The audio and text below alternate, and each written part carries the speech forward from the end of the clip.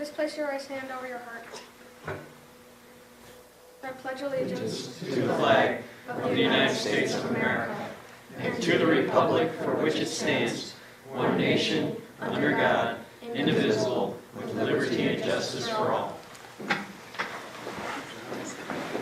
Any changes to the agenda? On one, Mr. Mayor. Motion to approve the agenda. Second.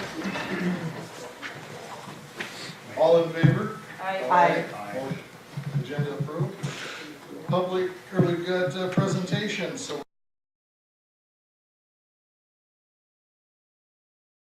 we're going to start out this evening with item A, Unigear's Youth Robotics Team for the presentation. We are the Unigears, a first LEGO League team from McGuire Middle School. Our team members are Lacey, Sophie, Ashley, Emma, and me, Piper. First LEGO League is tomorrow's inventors practicing imaginative thinking and teamwork. In First LEGO League, we research and work together to solve real-world problems. This year's topic is hydrodynamics. We also design, build, and program a robot to complete tasks on a playing field. It's all fun, and we learn how to apply science, technology, engineering, and math, or STEM. Along with this, we develop critical thinking and team-building skills, basic STEM applications, and presentation skills. We also practice the program's core values, which emphasize discovery, teamwork, and good sportsmanship. The problem that our team has discovered is there is not enough water being reused in households. This is a problem because water is a natural resource, and when you run out of a natural resource, you cannot get it back. Currently, every load of laundry in a washing machine uses up to 30 gallons of water. It takes around 1,500 gallons of water to irrigate the average size lawn each time. The average family of 4 does 8 to 10 loads of laundry per week. That totals up to 240 to 300 gallons of water used per week from washing machines alone. We are not currently implementing gray water reuse techniques in new homes in Minnesota, although a different version of this technique is being used out in the western states of the U.S. Our project helps raise awareness of this technique to new home builders and buyers in the Midwest or eastern states. We are encouraging the system to spread throughout the country. In our presentation, we will discuss black water and gray water pipes. Black water is water with a lot of bacteria in it, and gray water is soapy water with minimal bacteria. Our team's solution is to reduce the amount of water being used in households by reusing the leftover water from washing machines as irrigation water. How our system works is we keep the black water pipes connecting in the basement, and then the water leaves the house into the sewers. We then take the pipe connected to the washing machine, and the water goes down through a filter, and then the water goes into a holding tank, which we place underneath the stairs to take up as least space as possible. Then from the holding tank, the water goes down out of the house to an irrigation pump, which then pumps the water as irrigation water. With this system, we also have some precautions, such as an overflow pipe. So in case the water in the holding tank gets too full, the water will go through the overflow pipe connecting to the black water pipe, then the water will leave out of the house with the black water. We also have a vent pipe to reduce the amount of air pressure in the pipe so that the water does not gurgle while going down the pipe. Lastly, we have a freshwater pipe. So if there's not enough water in the holding tank to irrigate your lawn, the freshwater pipe will pump fresh water into the holding tank so that you can water your lawn.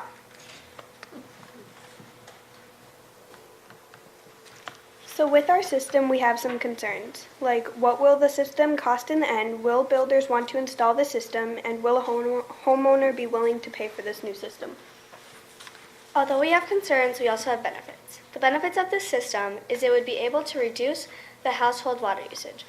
Also, money would be saved by the city, by house owners, and would also be very beneficial to the environment. And it would also be beneficial to the city because the city wouldn't have to treat as much water. Here's how the payback will work. The total cost of the system to install is $2,000. It takes 1,500 gallons of water to irrigate your lawn. 1,500 gallons costs $5 in the city of Elko, New Market. $2,000 divided by $5 is 400 irrigation cycles. 400 cycles divided by half the summer, or 90 days, is under 5 years to recover money. While learning about our system, we took some field trips to talk to experts. We visited an unfinished house and followed the pipes to the basement and found out they all led to one pipe. Then the water left the house. Then we went to Gens Ryan and found out that the total cost of the system and that we would need a vent pipe and an overflow pipe. We also visited Hutchinson Real Estate and they wanted to try out the system in a new house they were building. Also, the second time we went to Hutchinson Real Estate, we FaceTimed Corinne, an environmental engineer, and presented our project to her. While we were FaceTiming Corinne, we mentioned to her that we would need a special detergent called sunflower detergent. But she said that we could use any detergent, but it would just have to have low salt content. Some more information you should know about our project is that this technique is being used in Arizona specifically and is called laundry to landscape, which uses a similar procedure as our system. We have also concluded that no, there are no other ways this system could be used within a household. Dishwashers and sinks create too much bacteria, and toilets and showers fall under the black water category, so they cannot be used for irrigation. This means washing machines are the best option for this system. Because we live in an area with colder climates, a valve would need to be used to switch the washing machine water to then be pumped out with black water into the sewers during the winter. Thank you for listening to our presentation. Do you have any questions for us? How do we sign up?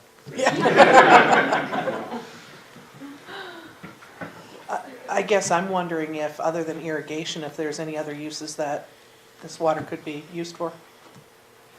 If you've thought of that. Well,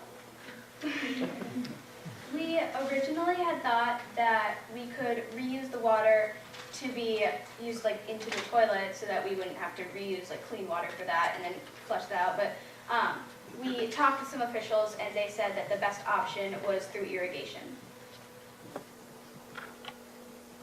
I think this is fascinating. I get the reason for the overflow. Obviously, you have to have a place for excess water to go. I'm just wondering if, again, if there isn't some other way to take, because we're trying to conserve the water. How big is the holding tank in general? Do you know? Well, it would probably depend on the size of the house. So the tanks are varied in size based on. They would fit underneath the stairs, so it depends on how big that would be. Okay. And we could also customize it to the shape of the stairs so that we could have a bigger tank. Would the water be suitable, for example, filling a pool? If they had the filters and the UV lights, which are used to filter it out, I'm sure it could fill a pool if you had that in your backyard. Okay. Because I personally don't water my lawn a lot, so okay. Could the water from this irrigation system be used to wash cars and things like that? That's another thing we thought about with the valve, is the valve actually, since it's gray water and it's soapy water, with the valve, it could also be attached to a water spout on the outside of your house, which then you connect to your hose and you could actually wash your car. And the soap from the water, you wouldn't actually have to buy soap and put it on your car. So you could even use it for a pressure washer and pressure Right. water, So your in- siding and. So in theory, the pipes that are coming off it can be customized to whatever you think you might want to use that water for, so It could be that's customized. really cool. Depending on. Okay, really cool. So have you guys patented this yet? Well, no. They've already presented it to far too many people. Yeah. As long as they get the patent in first. Awesome. That's really This neat. is cool. Yeah, Thank you. very impressive. Thank you for asking questions. We also have some questions for you. For instance, why is there a water restriction on watering our lawns? To conserve water. So exactly what you're trying to solve, we're trying to ensure that we're not tapping the environment any more than we need to. When everybody uses water at the same time, the city's equipment and pumps and wells aren't big enough to handle it. So by restricting water to certain days, we spread out the usage so that we can keep up. looking to buy a new home, would you be interested in the system? Definitely. Definitely. I would absolutely consider it. I'd even think about retrofitting. Do you think the system would be beneficial to the city? It's beneficial to the residents, so I guess that means in essence it's good for the city. Okay, that's all. I was just watching Rich's head. As I'm they just- were presenting it, see if I'm watching his reaction. I'm just so- wondering if it'd be okay to tell them they'll call me when they get their engineering degree. We have some pictures of our procedure. Is it okay if we pass them around? Sure. Definitely. So we built the system in A shed. It's like a shed or garage, whatever you want to call it. Oh, that's a picture. So the picture that she has is a picture of the board that we run our robot on. Yeah.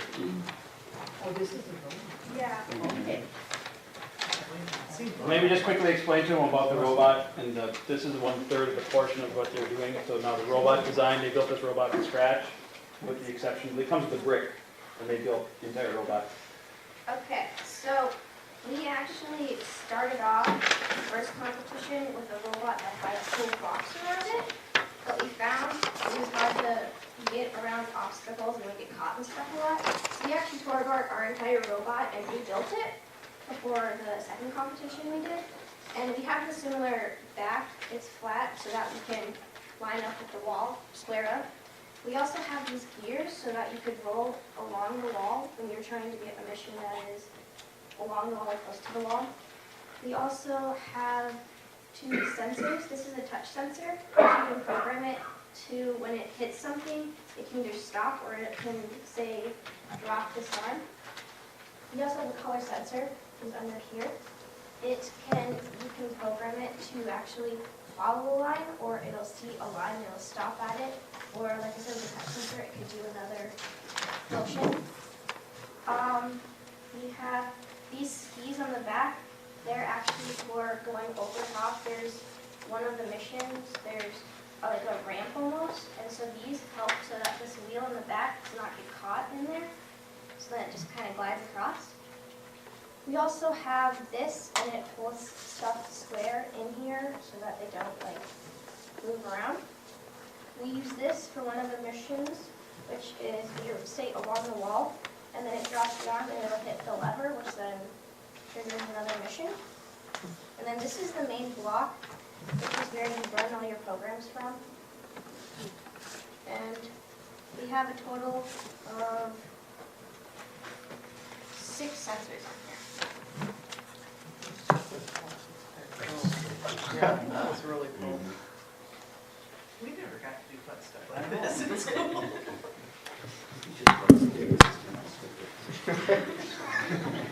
So we thank you for your time. We don't get to see it work. We could do a little bit, but it doesn't, it needs a, so this is a worldwide competition that everybody, this comes with like a sheet of plywood, and everybody around the world is competing in this. And there was over, how many teams in Minnesota? 650? 700 teams in Minnesota alone. And so we have advanced to the state out of all these teams. So we're like one of 60 teams that have advanced to state, which we go to February 24th. So it's pretty exciting. So. Okay, well, don't break your rule. Yeah, I know. How much of this did you guys learn in those good Lakeville schools?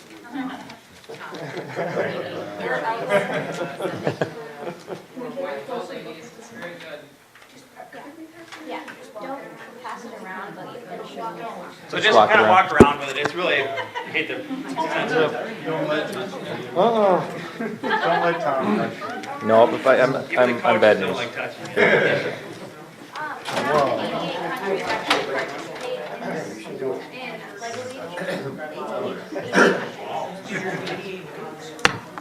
So if they from state, it could advance to, I think, which is nationals, which is in Detroit. They go advance from there, it could be in, that would be the world competition would be, sometimes it's in Tokyo or wherever, so it's I pretty, assume you have to get yourself there, though. I would assume so. Yeah. If you, depending on, I mean, if you do well, it's going to be great to hear how you guys did. Yeah, well, we've already advanced quite farther than we ever have thought we were going to get, so we're really excited, and it's gone really well. And the presentation is, because they have to give to judges, and so far they've gotten trophies for this presentation, so it's really exciting. Competition goes regionals, sectionals, state, nationals, and worlds. Your call. Wow. Wow. Tom's gonna be a performance. Very excited.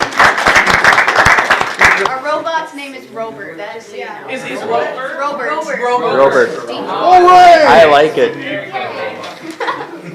Kind of like Robert. Fantastic job. I'm going to tell Dr. Alexander.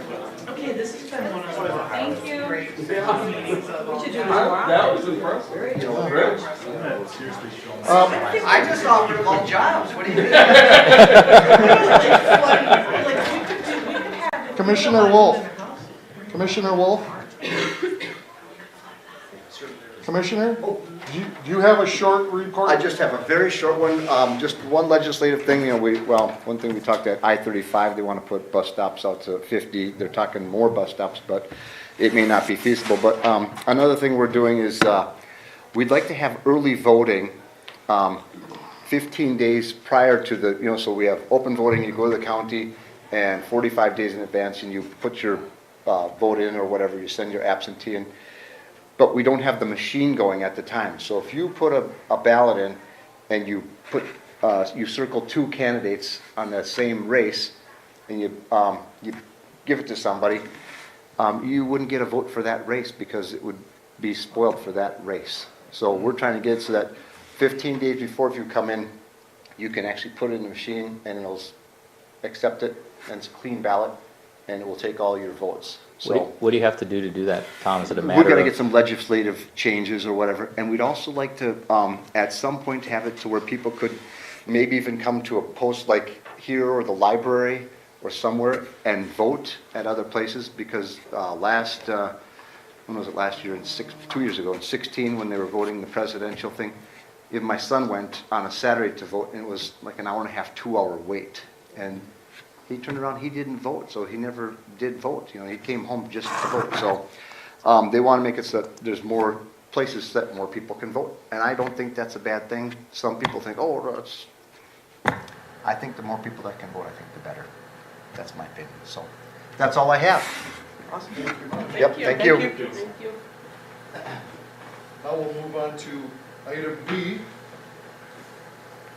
Lakeville School Superintendent Michael. Before I get started, are there any technical things? Just give me a nod and I'll advance if that's okay. Or I'll say next chart. Yep. Okay, wonderful, thank you. This is recording for, I didn't know if that was the button or whatever. Is it green? Screen. It's on. That's Okay. Mike. Fantastic. Well, good evening, ladies and gentlemen, Mr. Mayor, City Administrator, and council members. Thank you for having me. Appreciate the opportunity very much. I was asked to come and talk about the state of schools for Lakeville Area Public Schools, and the tagline I'm using is great education at a great value. And hopefully what you just saw with these young ladies is a fine example of how we are progressing in our education effort with our young people. They are thinking in leaps and bounds and strides. We do have a strong commitment to the STEM programs across our schools, from elementary all the way through to our high schools, for obvious reasons. What I'll tell you is our world is changing rapidly. Being in the information age, the cycle of change is much more condensed than it was just for our generation. And you can see evidence of that everywhere. There's pluses and minuses to that, of course, but the most important thing, I think, and the most significant value with regard to education in Lakeville Area Public Schools, at least under my administration, is the ability to think critically. It's a dying art and science in our culture. That said, we're committed to it as an education entity, and I'll share with you some of the things that are going on, and then, of course, stand for your questions, if you would. Next chart. So first of all, I always like to start with our mission. we see ourselves as a partnership of students, families, staff, and community, and we are committed to excellence. And what does that mean? That means we have high achievement. That means we have good graduation rates, that we have opportunities for our young people coming out of our system and going off into the world to be contributing citizens. Our vision is a world-class personalized learning experience ensuring success for all of our students.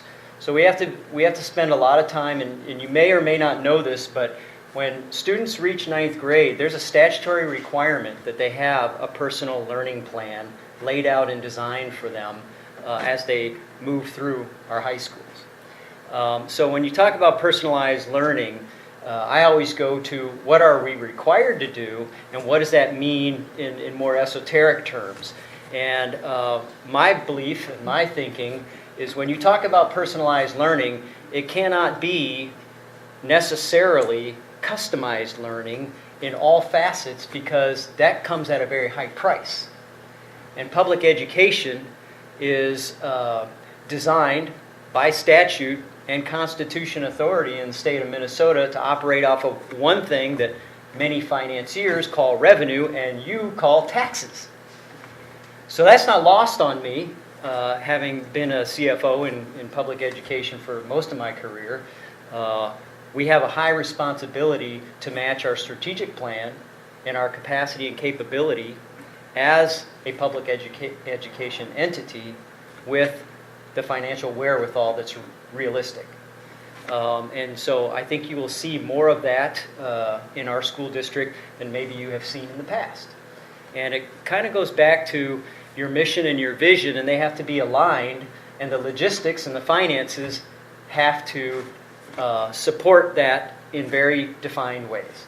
So we're working on getting better at that and get out of the esoteric, what I call the rhetoric, and into the logistics.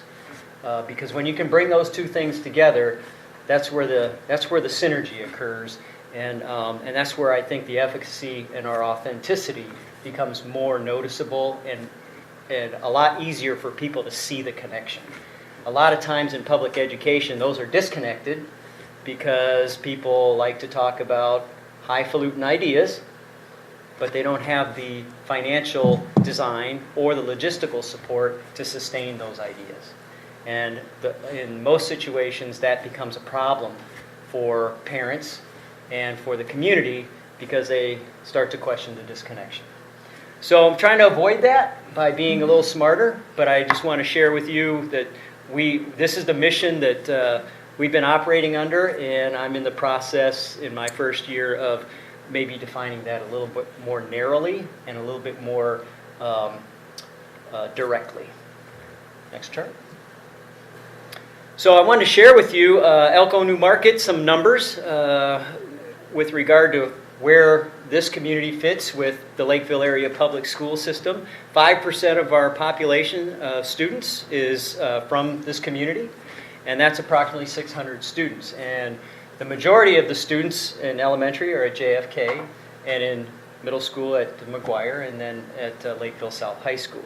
So not news to anybody here, probably. Maybe you didn't know what the number of students were, but thought I'd just share that. Next chart. So strategic plan. Every school district in Minnesota is required to have a strategic plan. Strategic plans are important only if you go back to what I was talking about, where the alignment occurs between your finance and your logistical system to meet the needs or the designs of your strategic plan. So I'm a big believer that strategic plans have the greatest capacity and opportunity for success when they are organically designed. In other words, they're bottom up, not top down. And by that, I simply mean when the community, when the staff, your teachers, your team is brought together in order to form a strategic plan, your ability to execute it becomes less difficult, as opposed to greater opportunity for success. All strategic plans are difficult to enact without having an organic element to them. Generally, usually always, top-down in public education does not end well for most. But there's a lot of stuff on here, and I want to just focus on a couple of elements. If you look at the very bottom, we essentially look at ourselves and measure ourselves in academic achievement, how we're connected or not connected to the community, what our fiscal responsibility is, and how our workforce is established, designed, and sustained in order to deliver the education experience for our students from early childhood through graduating in high school. And those areas of, I call them pillars, are important to be looking at in an analytical manner where we are constantly reviewing ourselves on, I look at things in terms of a business cycle in quarters. We have 4 quarters. Fiscal quarters, we start our fiscal year 1 July and it ends 30 June. And so we look at how we're doing business in the school district from an academic perspective, from a community connected perspective, and a high quality workforce within a business cycle of 4 quarters. And if you have that alignment, then you have a better chance at your fiscal support and sustainment being in the right focus for all your planners and all your executors that are out there building a school district and building an education system. Next chart. So we believe in personalized learning, and I'll go back to what I was saying about the statutory requirement. But we look at ourselves in terms of personalized learning with a learner profile.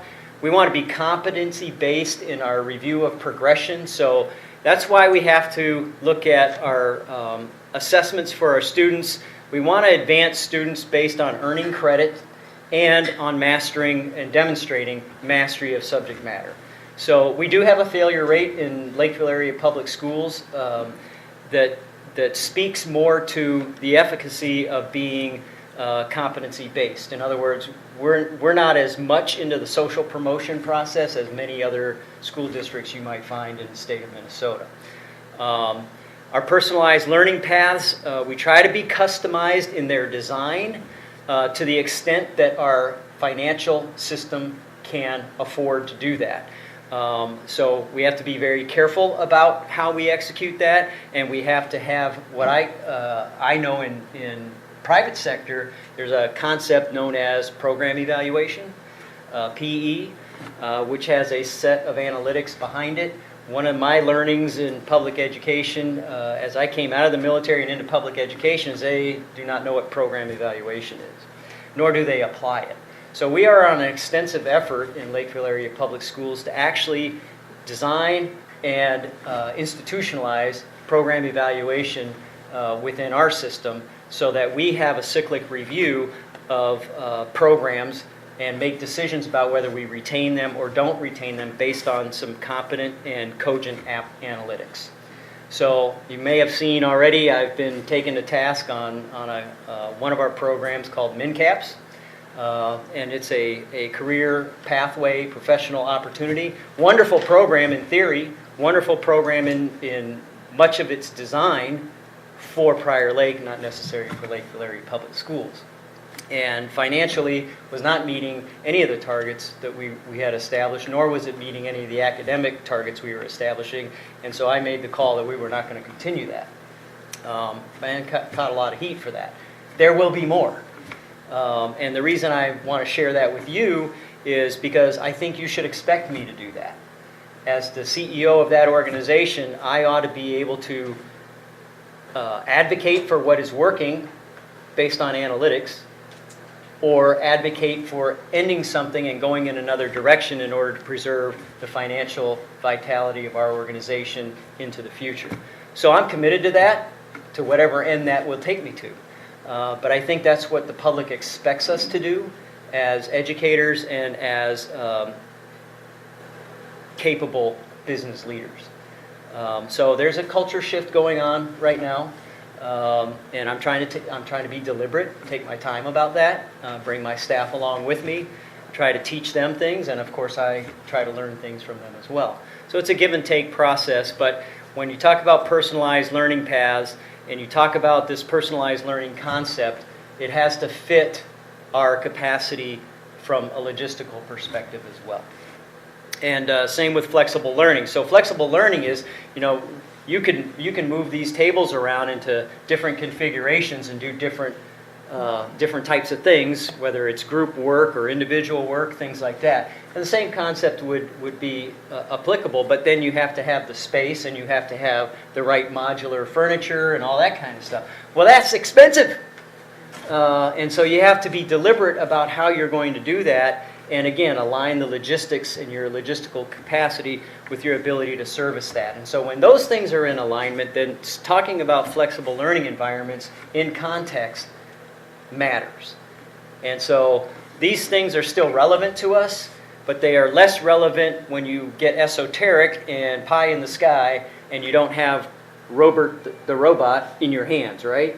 There's a process to get there, and it has to be efficient and effective. No different for a school district, even though there's 11,000 kids, 600 employees, and on it goes. You know that running a city. Next chart, please.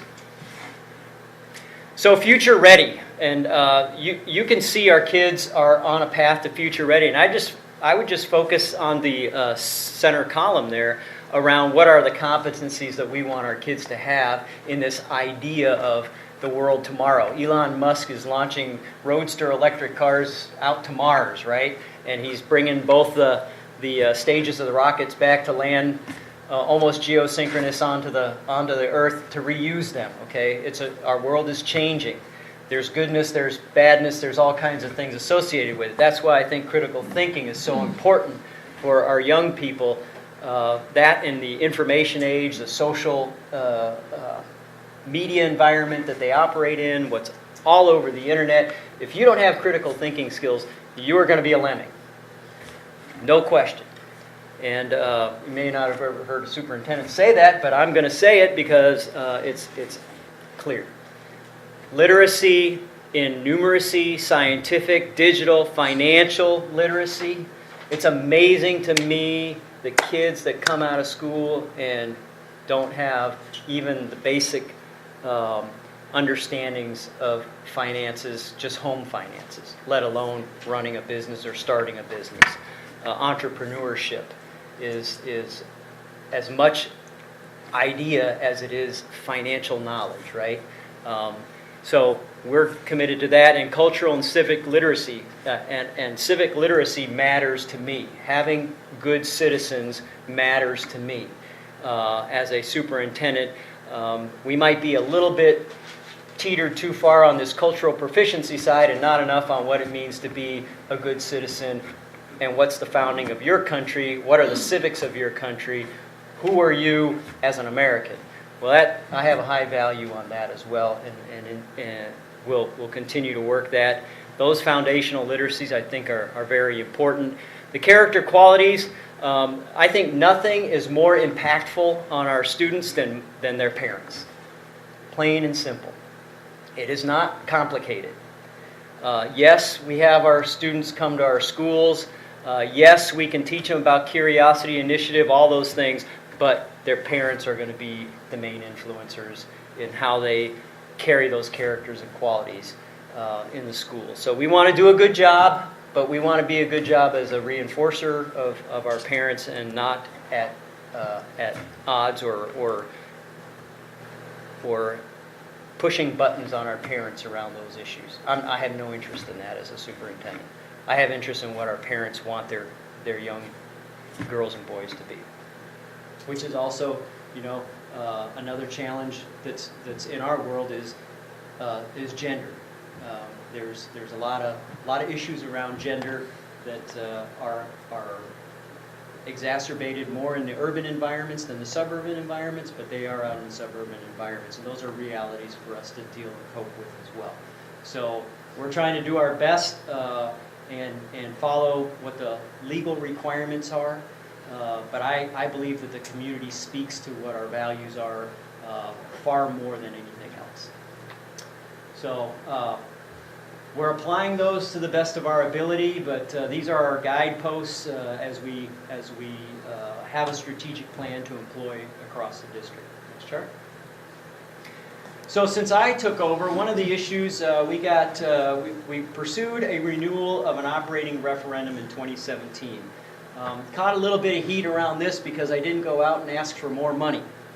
And that was somewhat intentional because as I looked at the budget, and obviously I'd been involved with it for the past 4 years, my interests were to maintain the $8 million that was given to the district back in 2007, nothing more. We are operating fine.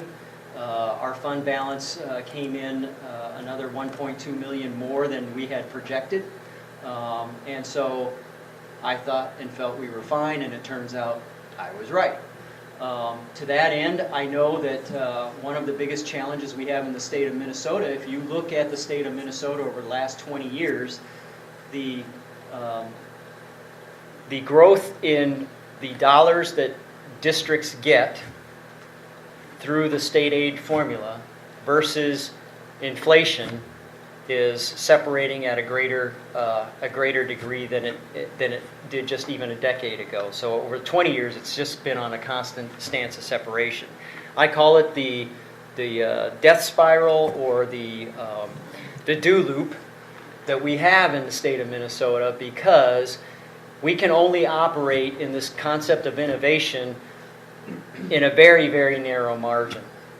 We have to, just to do our basic operating, meet our basic operating costs at a 2% increase year over year is a very, very big struggle. So when you hear educators talk about innovation, okay, the new ideas, bring in the new ideas, start things, R&D is what I call it. And R&D to me is very expensive, and we don't have those dollars. So when you choose to quote-unquote innovate, you can only innovate inside of what your dollars allow. And that the analysis for that has to happen before the attempt at putting it into practice. That is not the norm in public education. The norm in public education is start the practice on a good idea and then figure out if you can fund it or not. So that's not happening in Lakeville area public schools. Won't happen, not under my watch. So this to me was to maintain our budget that was that the $8 million came into the budget and operations were designed off of over that decade of time. To lose it people kept asking me, well, what happens if you lose $8 million? Well, you can take $80,000, divide it into $8 million, and figure out that's how many teachers you have to lose. Well, are you going to cut that many teachers? No. So what are you going to cut? Well, you're going to cut your transportation operation and put in more fees. You're going to do all kinds of things that really, frankly, are fundamental to basic operation of a school district, and you're going to frustrate the community. That's a losing formula. Any business would go out of business that way. And so, to me, it was sustain and figure out what the future looks like and be very definitive about that. And before I go to our taxpayers and say, here's what we look like.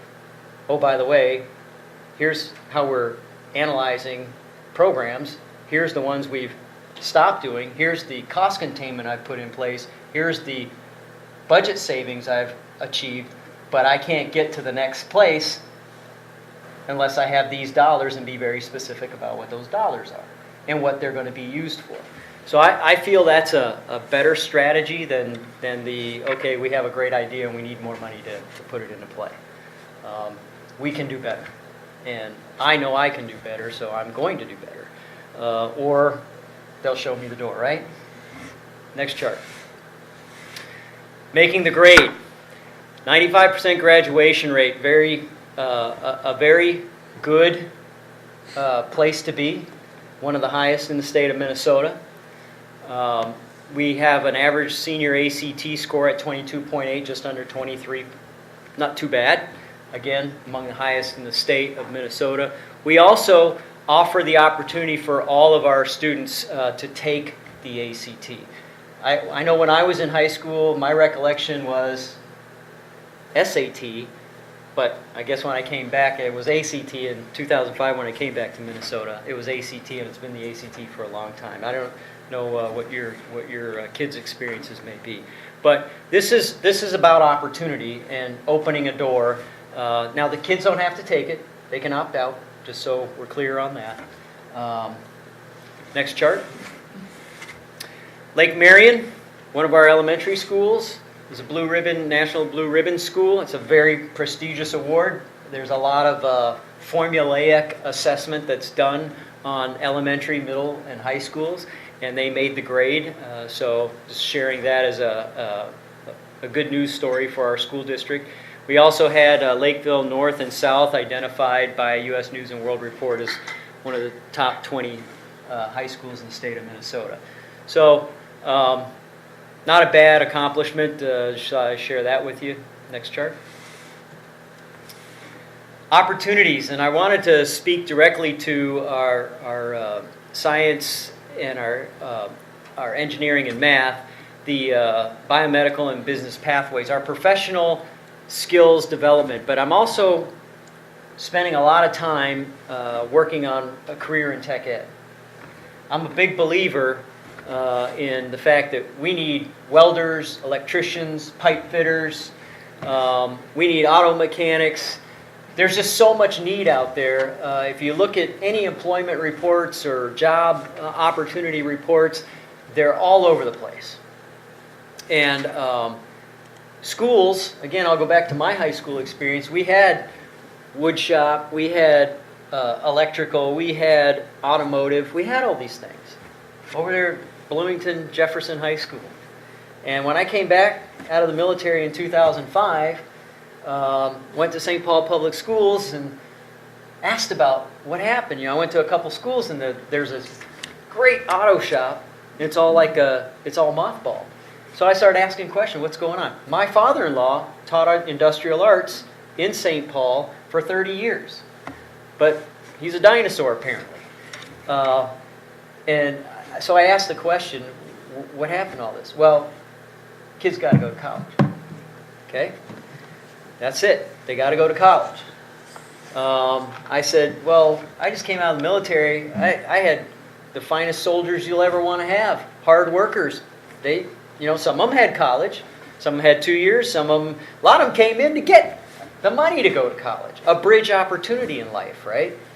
So I'm like, well, that doesn't make any sense to me. And I was in an urban district. There's a need.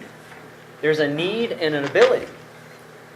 So I won't say everything that was spoken to me that was quite pejorative around that subject, but I realized I was in a world that I had, being in the military, I had been away from. And I'll hurry up, Tom. I just feel like this is such an important thing that's going on in our society. It's almost like the pendulum is swinging back. Like people are realizing, Rutro, we made a mistake here. And I want to put a lot more energy. I'm working with the Chamber of Commerce in Lakeville, and maybe some of you have some ideas and want to reach out to me and help me with this. But I'm really gearing up on what is known today as career in tech ed, and trying to figure out how do we pour some energy into those opportunities for our young people. I will tell you that I've talked to deans, I've talked to students, and I believe very strongly, really in my heart, that it's the parents I need to be talking to.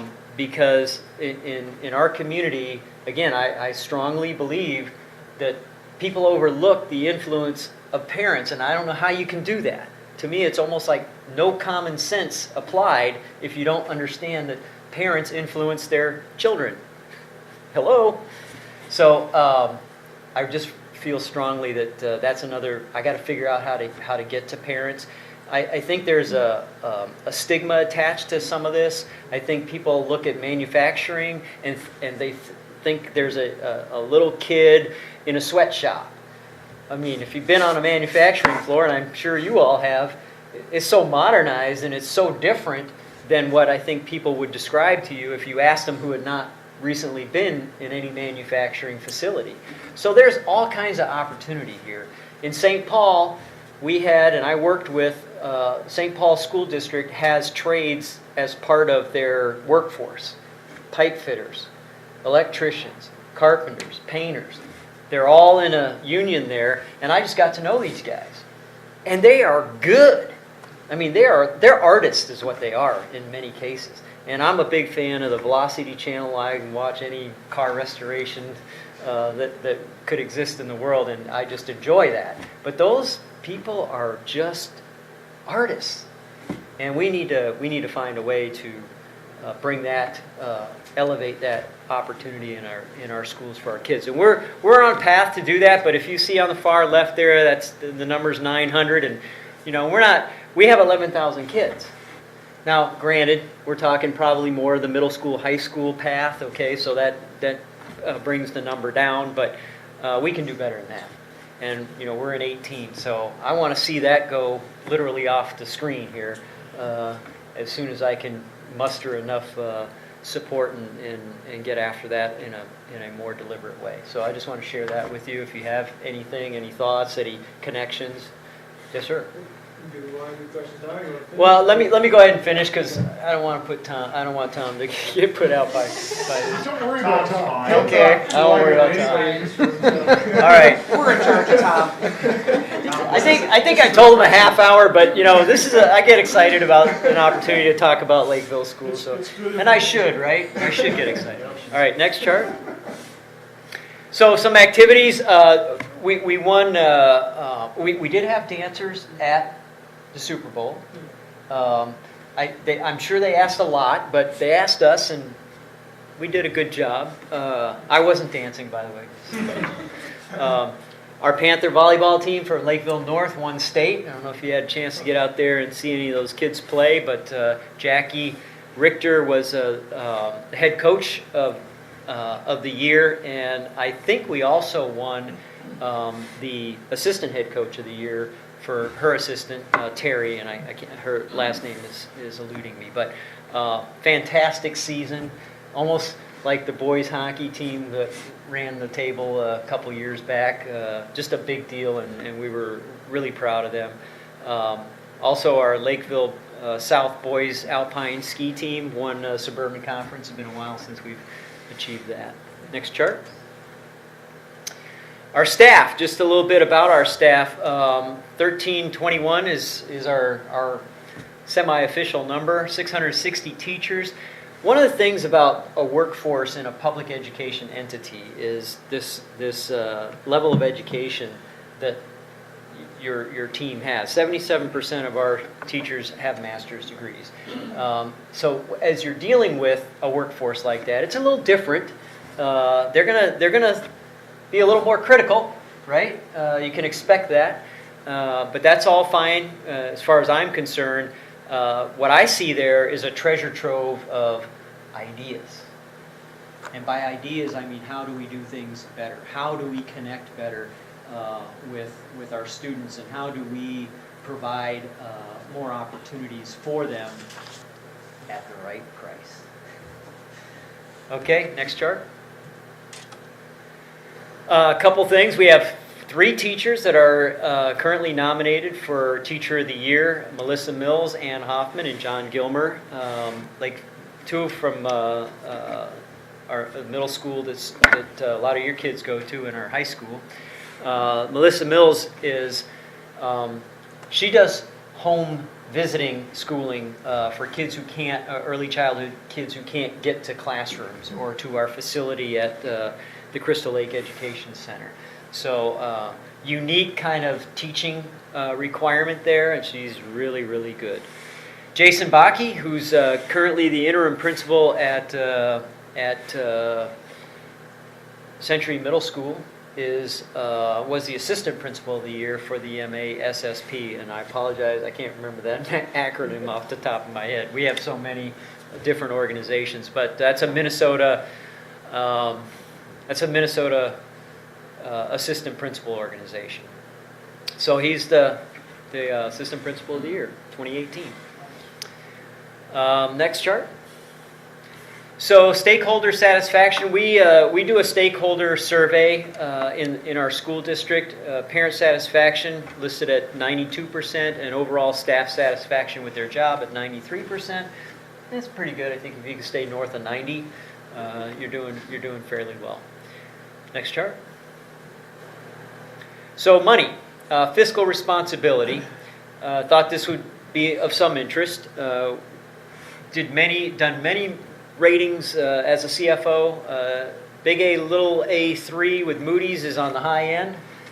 So we're able, obviously, to demonstrate good fiscal management. The other kind of fact that I think a lot of people are not aware of within Lakeville area public schools is that 91 cents of every dollar is going to the classroom. So that's a really important number for me as a CFO. That's where my focus was, is how do I get the optimum number of dollars to the classroom, which is to our students, versus overhead, administration, those kinds of things. 91 is a good number.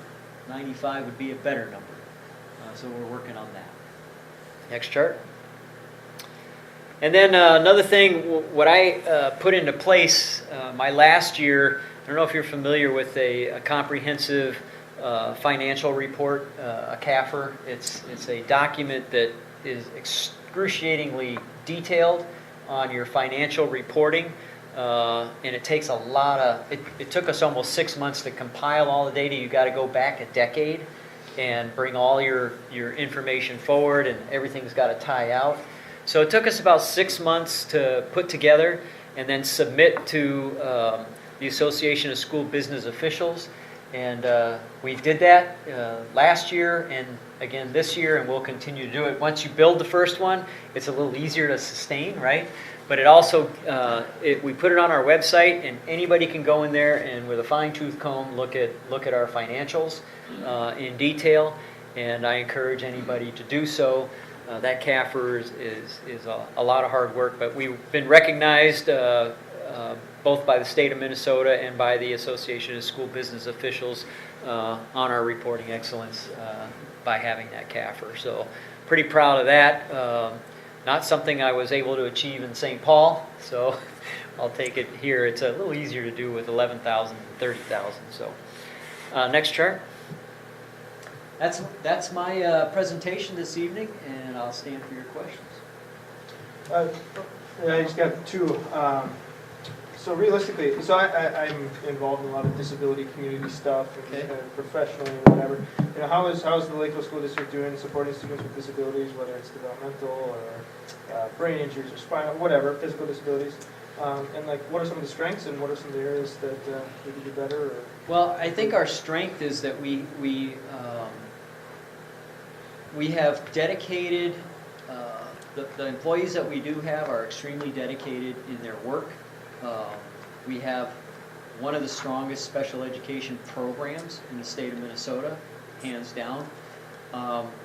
Our ability to, I think, administer social emotional learning issues and our ability to service a growing need in that area is limited by the number of staff that we have.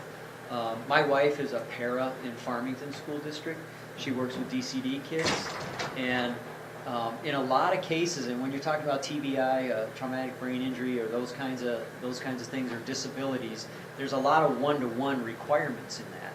So financially, for Lakeville Area Public Schools, we have to cross-subsidize our current program out of the general fund to the tune of about $11 million. So that's burdensome on the system, because if you go back to, I asked to keep $8 million. If I didn't have that cross subsidy, that's not an ask I have to have.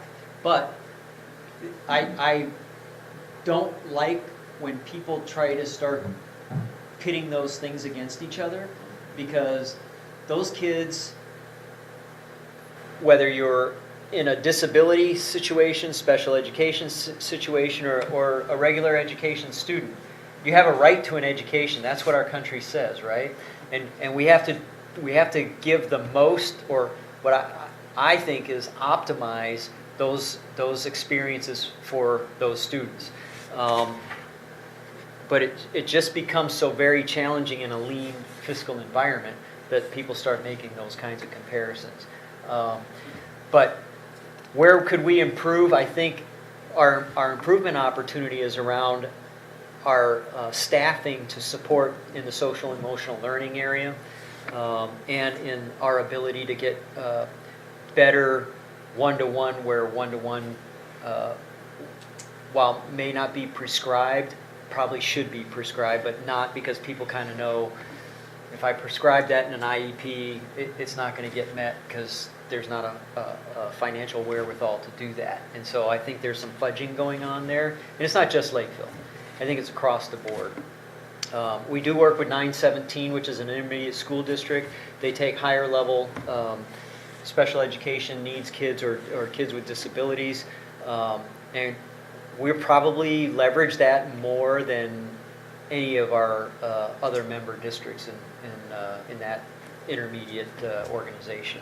So I know we're doing a lot with that. Renee Willette, she's fabulous. She's the lead administrator there, and Sharon Krieger runs our special education department there. I would call them savvy veterans within that. One of the other things that I know is extremely challenging in special education is the amount of reporting that has to occur. For some reason, we haven't broken the code as a state on how to better do that and streamline that. I think part of it is the need for people to know that these kids are being taken care of in a competent manner and progressing at the level that their abilities allow them, and the money that's being allocated to do that. And so there's just this incredible amount of paperwork that's associated with it that I think is burdensome. Probably public education is extremely regulated in a very nefarious way. Special ed is probably the most regulated within public education, and to put some scale on that. Businesses get choked out by regulation in a lot of cases. Public education is choked by the regulatory system, and special ed for sure. I'll do real quick. Your comments about the tech stuff and skills, I just got appointed to the Governor's Workforce Development Board, and we Outstanding. spent an hour and a half talking about how skills are not being taught, and it's this whole idea that you have to go to college, and you got tech colleges, chiming in. But I think it would be great to connect, and everything that you were talking about is exactly what this whole entire group of leaders across the state are talking about right now, and making that shift back to, because we're losing that competition worldwide or whatever. Yeah, we are. Not focused on those types of skills. So. That's exactly correct.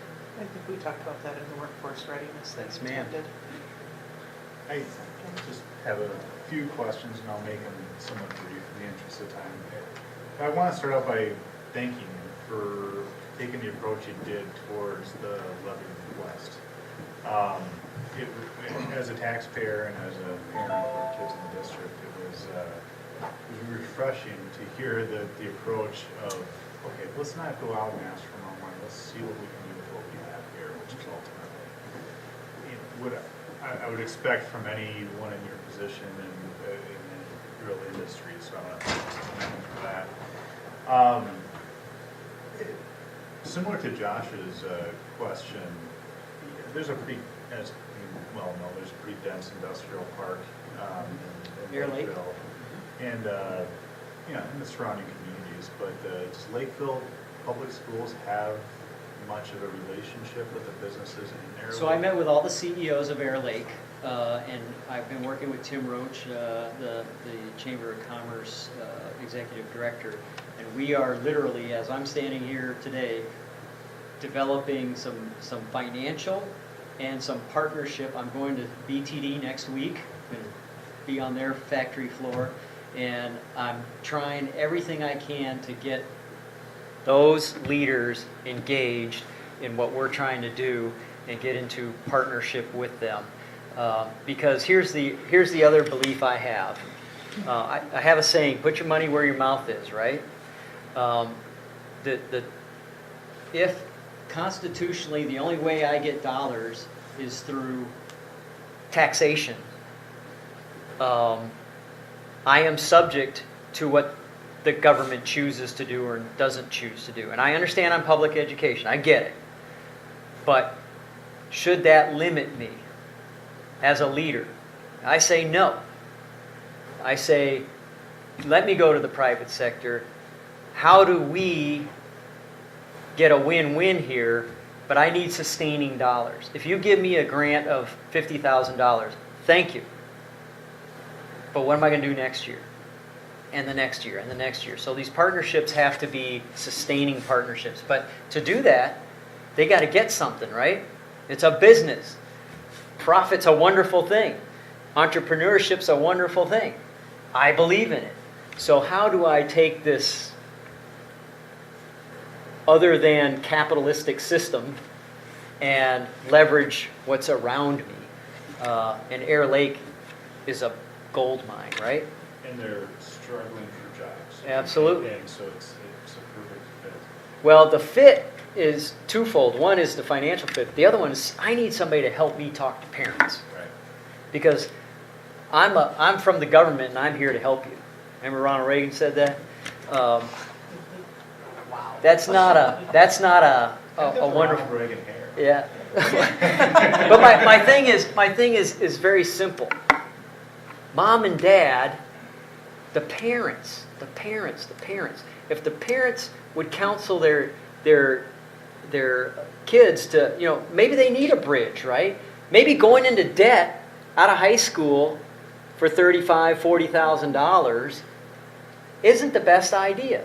Maybe going into the Army, the Navy, the Air Force, Marine Corps, whatever, and serving for 3 years and getting your entire college paid for is a good opportunity. Maybe going out there and being a welder, electrician, a pipe fitter, whatever, is a bridge opportunity and they become an engineer with, practical experience to have a conversation with, being a private before you're an officer might give you a little bit of idea of what it's like and be a little bit more capable. It's an education experience that's practical application. And there's not a better teacher than experience and failure, right? Right. Okay. I have two more quick ones. One, the mental illness, drugs, Yeah. all that other, it's just rampant in the schools. It's probably no different with Lakeville than would be Burnsville, Lapple Valley, whatever school you choose. How is Lakeville Schools addressing that, or not addressing is the wrong word, but handling that and adapting? Well, we're trying to look at, again, the concept is social emotional learning. That's the buzz phrase. Okay, it's how are we helping in the mental health arena? So I've got Dr. Clay Cooks from the University of Minnesota. We're rolling out a robust, in-depth leader training on identification, on strategies to get young people help when they need it, to get social programs that exist mostly in the county, but also get connected with parents. Because sometimes the parents may not realize what's going on. So there's an education process that has to happen there. So we're trying to get more attention on it through our own leader education. The other part of it is, we have SROs in our high schools, but our objective isn't to put it into the criminal justice system. And I know there's this misconception that SROs are going to arrest anybody or whatever. That's their first thing. It's not at all. It's a very detailed and very deliberate partnership between administration and what our behavioral systems are and the police department. But at some point a criminal offense has to have a consequence. And so you can't lose that in an effort to be kumbaya, right? This is getting taped, I'm sure, right? It is. It is. Yes, it is. Okay, well, It'll be on video. It'll be posted Yeah. in a week. well, so my thing is, there's a balance to be struck with that, where we want to help young people, because to start off in life on the wrong side of the law is tough. But there should be consequence for criminal offense, and I'm not going to be relenting on that. But I want to make sure that if it's behavioral, it gets addressed. If it's a mental health issue, that they get the help that they need, they get directed to the right help that they need. And to me, that goes back to leader education and our ability to identify it and then respond in an intervention manner that's appropriate for that. And so we're working to get better at that from a knowledge base. I'm convinced that the best organizations in the world have the best leadership in the world. And those leaders are on the same page. They're working as a team. And that's how are they educated? What are they thinking? How are they aligned with the senior leadership of the organization? And are they enforcing those standards at a high level? So you got to educate, and then you can start to implement what you're doing. And that's not to say we're not doing anything and haven't been doing anything. I just think we need to elevate our game. Maybe you covered my other question in your answer, so awesome. A lot of questions. Sure. You knew this question was coming. I don't know, but okay. So I helped serve on the long-term facilities planning Yep. committee for the district over the last few years. Mhm. And there were some recommendations that came out of that. And when you came and provided your initial introduction to city council when you were appointed to your current position, Yep. you indicated that was one of the many things that the board had to work through and work around and a lot of things. Yep. Where is that discussion? So the master facilities plan was the derivative of the work of the long-term facilities maintenance group. In March, we're rolling forward a 5-year plan for the school district that takes all that work that we did in the master facilities plan and updates it. A couple things have happened to us very recently. One is our basement of our district office is the best I can describe it is has a mold infestation problem. So we had to evacuate that facility. So we're having a struggle there. Our alternative or area learning center, we did a long-range projection on that based on the work of the long-term facilities maintenance, and we can't stay there either. The cost of doing the deferred maintenance exceeds the value of the building. So we have to find another facility for that. There's a lot of pressure in the school district right now with regard to the swimming pool and solving the problems that we've had with the swimming pool. We're also looking at and charting very closely every permit that comes into Lakeville for residential property and what the development is and what our enrollment tells us, and do we need to do boundary adjustments, do we need to do additions, do we need to build a new school? And I know that the interest here is moving that school south, right? If it's an elementary school or something like that. So I haven't lost that on my radar screen. We would do our evaluation criteria is obviously going to be based on population, how many kids are coming. So that analysis is ongoing. So I'm about to bring forward a group. Once I bring the 5-year updated plan, I did one on March 7th, 2017 as the CFO for my colleagues on the executive team. I have taken all the work from LTFM, refined that, dealing with the changes right now. We're in that spot of trying to figure out where that goes. And we're going to take every quarter of every year for the next 5 years, and we're going to orient all of our personnel, all of our finances, all of our long-term facilities maintenance. So what we're going to build and what we're not going to build, our boundary adjustments, our special ed support plan, our transportation support plan. We're going to project it out 5 years and bring that forward to the board. And what I'll do iteratively on a quarterly basis is a refinement of that. And I will be putting that online for everybody to see, and I'll make sure you and Justin get your own copies of that.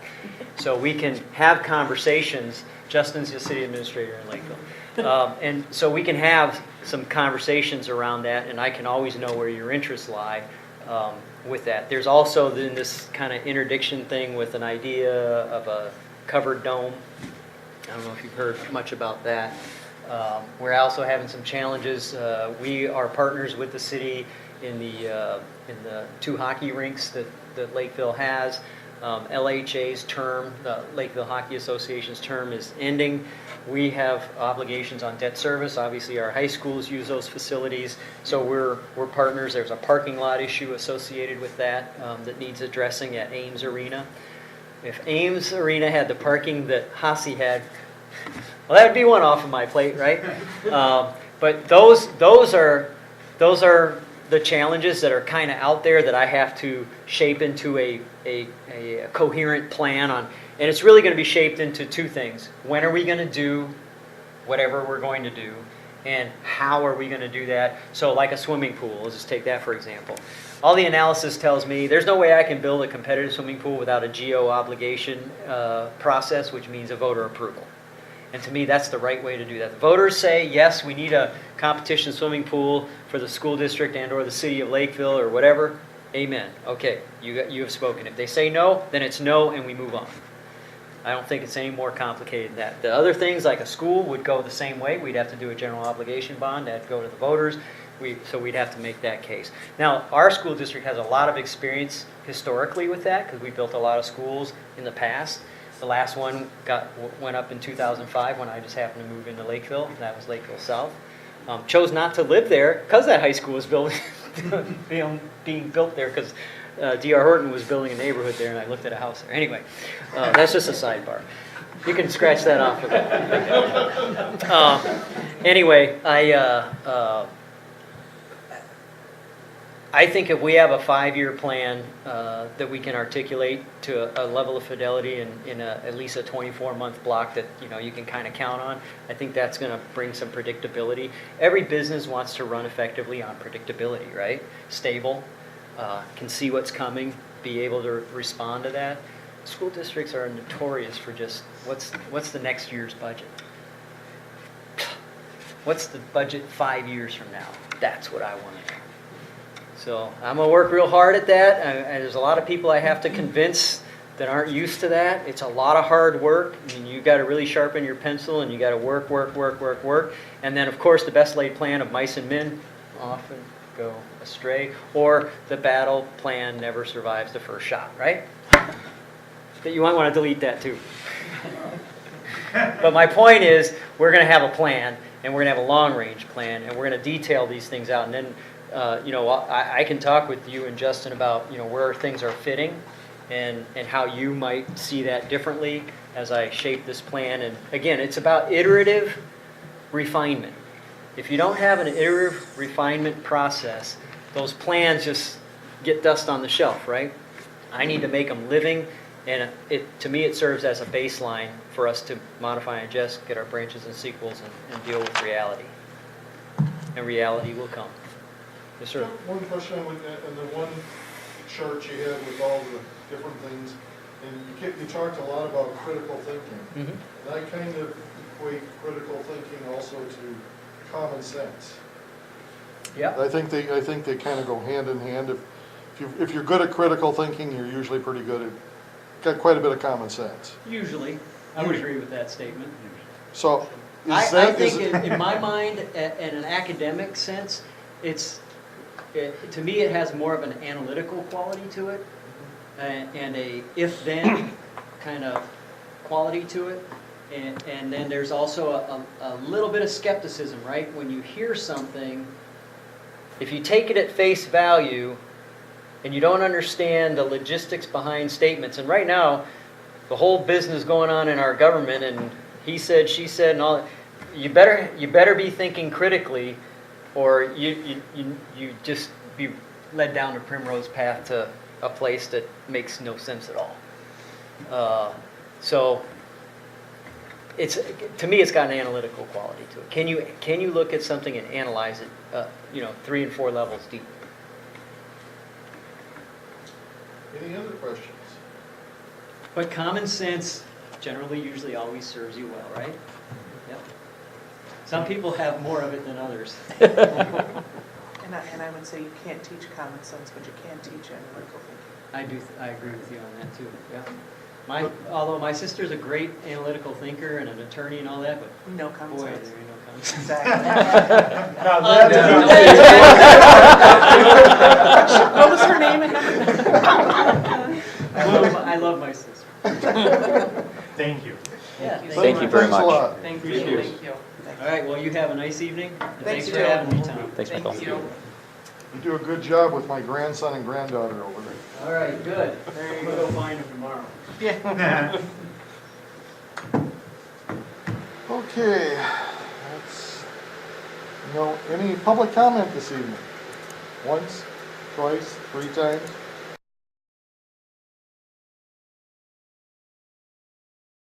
Public comment is passed. Any changes to consent agenda at all? No, Mr. Mayor. Motion to approve consent agenda? Second. Ladies first. Ladies first. All in favor? Aye.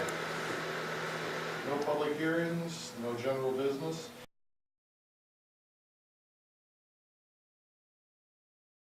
Reports? Administration? I have nothing beyond the regular updates I've been giving council, unless you have any questions for me. Laptop, did you order? They're on order. The expected receipt date is the 19th, but there'll be obviously the time IT has to go and set them up, build them, and then deliver. So as soon as we have them ready to go, we'll contact you. If we've got a meeting within close proximity, we'll just hand them out at the meeting. If it's kind of in between, we might just do the old swing by and pick it up, or we'll drop it off at your house, whatever you want. So as far as all of our stuff on our drive here, OneDrive, do you want us just to save it, put it onto that, or? So if it's under OneDrive, it's in the cloud, so you just need to access it with your same password and everything. Otherwise, if it is on your hard drive, though, you're going to have to throw it on a flash drive and move it over to your laptop. So what I would suggest is if you have anything on your hard drive now, just move it up to your OneDrive, so it's there.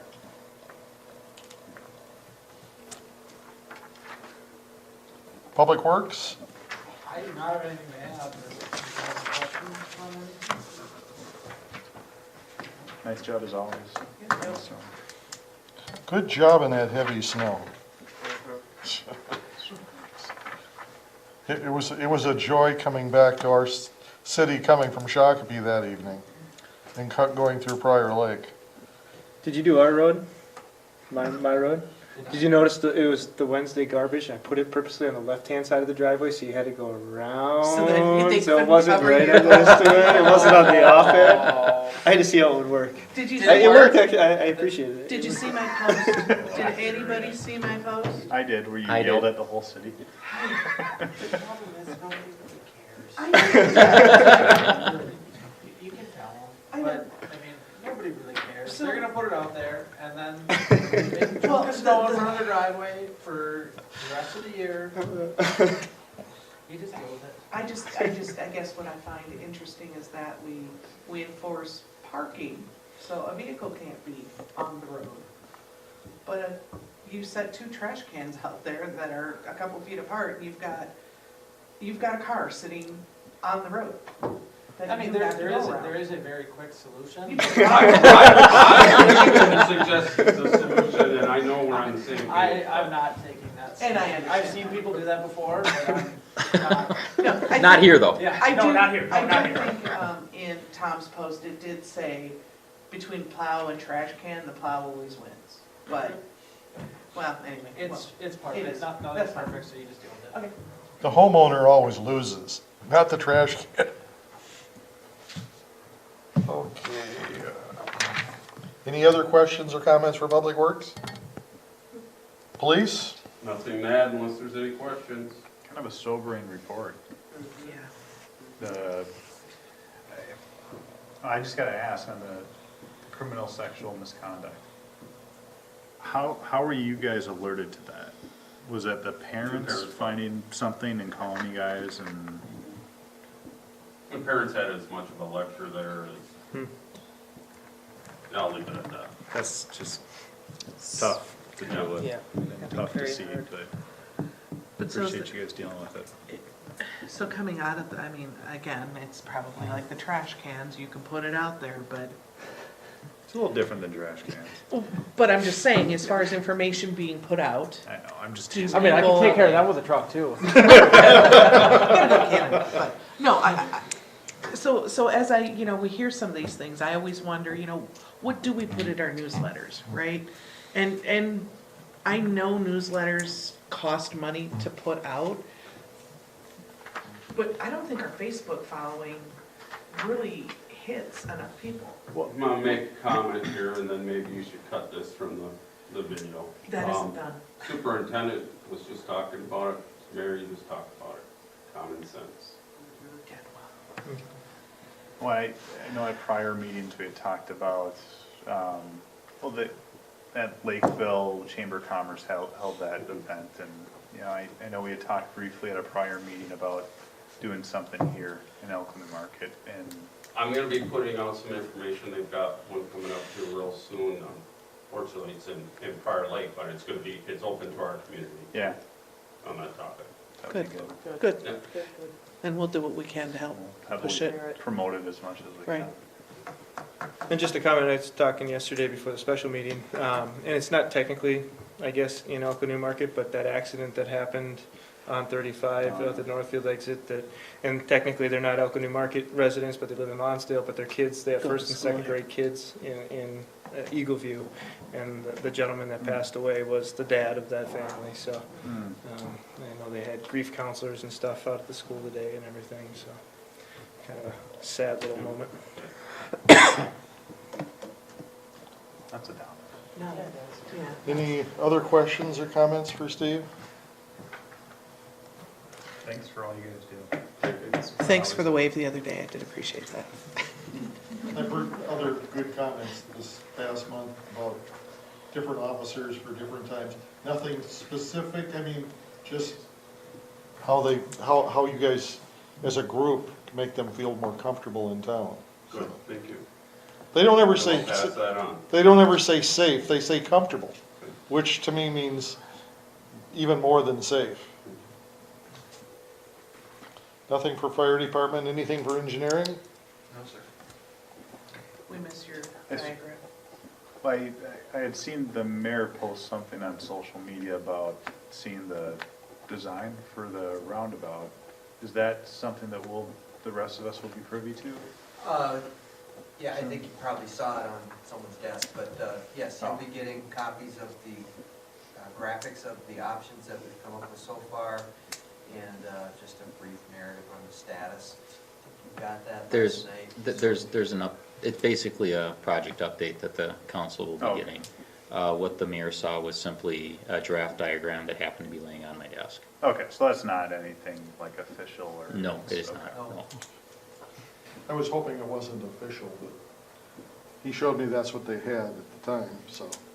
So you posted it. Unofficial. Right. Unofficially. Okay. Hopefully to influence future ones. So, didn't have the things I didn't like. Community development? Just a quick update.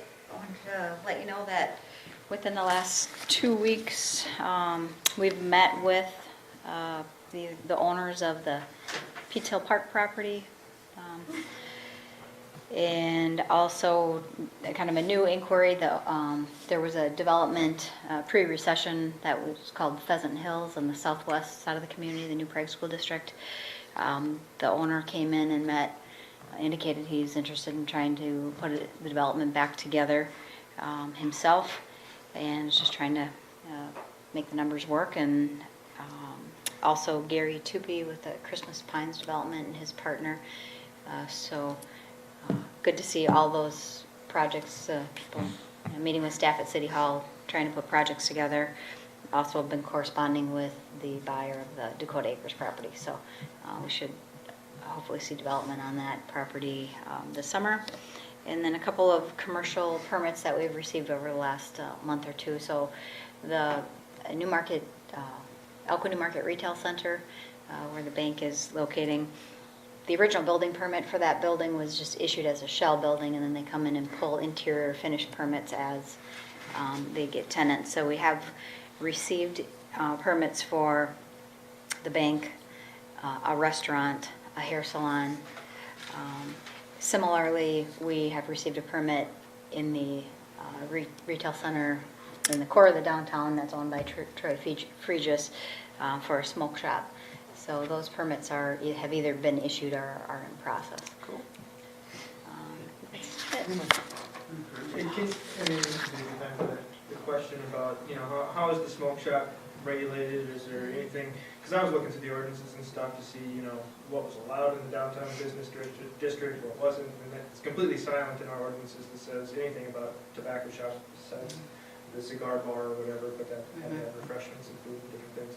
But is there any, I don't know. No, our code considers tobacco shop to be like any other retail business.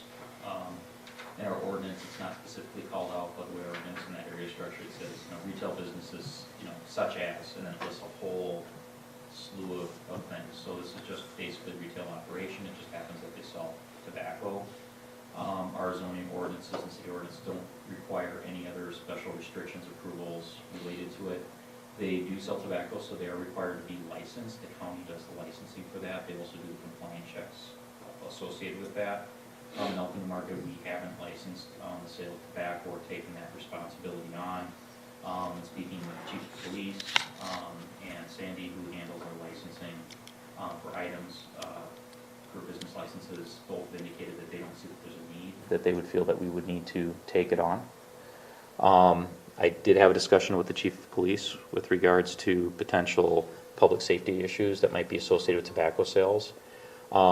And the chief can add or expand on it, but basically, occasionally with those types of uses, you do have some youth issues associated with tobacco sales trying to inappropriately acquire paraphernalia and or tobacco through that business.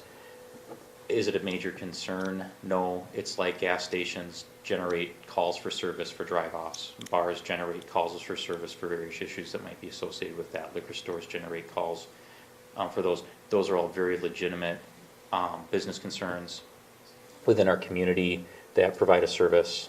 We just reasonably expect that once it moves in, there's the potential for that to happen, and to a large degree that will depend upon the management and operation, operator of the business. Does the county, so I think with tobacco type places, don't they have to send in like a blind, and the county's responsible for ensuring that? Both tobacco and alcohol. And alcohol, that's what I thought. And the county then would be responsible for that? Yes. Okay, And we'll be doing that. perfect, okay. I haven't looked at the county, but do they have any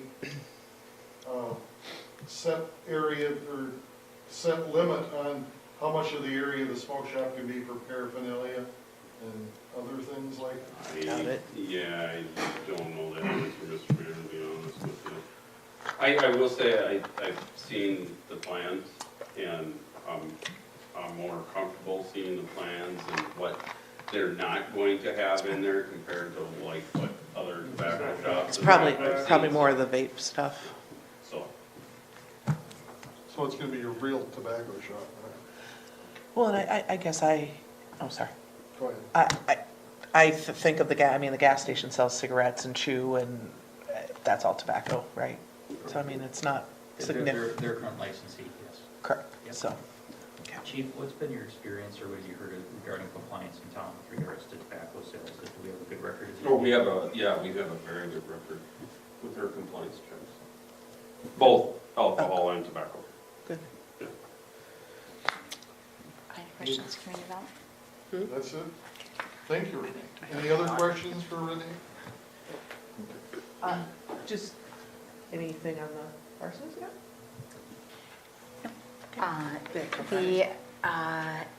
So there would be an application fee and escrow due and stormwater calculations due to Rich really by tomorrow, or to the city by tomorrow. So we do have kind of agreement or quorum for a special meeting on February 22nd, same day as city council meeting. And quorum for us planning commission meeting on the 6th of March. We don't have any application fees yet for either of those, Okay, which I would just- be required. Thank you.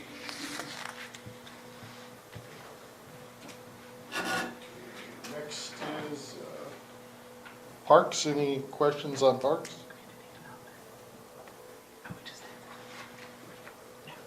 Mark didn't have anything that he wanted me to specifically update the council. Other reports, scale is tomorrow. MBTA isn't until the end of the month. Except We were just had one, there. yeah. So, hang on, gotta get the right piece of paper. Okay. Not a lot. They did a little presentation.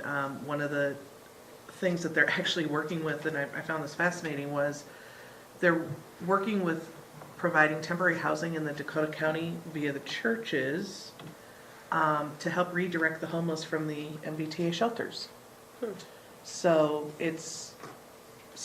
the way the transportation gets involved, of course, is to provide route services from those churches to potentially where those people need to get for jobs or whatever else it may be. And that service is provided through March 31st. So basically through the coldest part of the winter. And then apparently it's been going really well.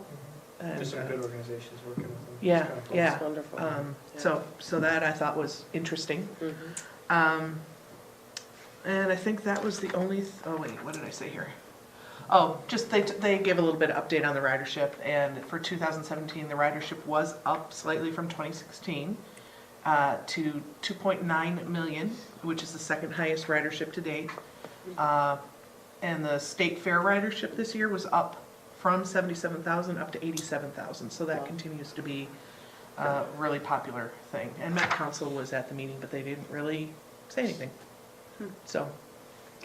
One other thing, their MBTA ridership was up, but basically everybody else's ridership is down. Down, right.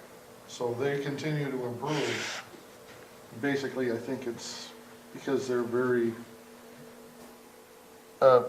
energetic at getting there and getting riders, and they are very innovative as far as how they change their routes and do things. Some of the largest ridership they're getting is with what they've been put in place with Mystic Lake and Amazon and some of those businesses, so pretty cool. Mr. Mayor, I do have a quick parks update. Mark sent me over a text. They had over 50 people attending the Mad Science event at the Awesome. Thursday night at the library tonight. I got pictures. Yep. They've been streamed to me. So our kids are up there too, yeah. Yeah, and so we had about 55 when we had Amazing Dave, the yo-yo master. So our events this year so far have been very successful from a number standpoint. Great. I want to see Amazing Dave. I-35? Yep, so that was this morning. They were talking about the potential 494 corridor commission partnership and just the studies that's going on there. I'm sorry, I'm talking the wrong thing. There's a 494 basically has a website, provides information on their corridor. I-35, W Solutions, has a website that supposedly provides information on things of interest for us. And it's bluntly recorded, it's pathetic and needs help. And so we've approached the 494 Corridor Commission to see if we can maybe partner with them in utilizing their existing resources to try and get the 35 site to be more into today's technology and usable and actually have valid information out there, because we're coming into all this work on that corridor that's going to significantly impact, and we want to be able to drive people to the right places and at least have a valid website. So it's in question how quickly that'll happen, but we're looking at it. So who pays for that web development then? The I-35 Alliance would. Does that come back to members of the I-35 Alliance? It would come out of the budget that exists. So that's one of the major things that they're looking at is what is the cost? And basically, they're looking at a $4,000 to $6,000 investment, and so it would come out of the budget that they have through the fees that they receive from participating cities.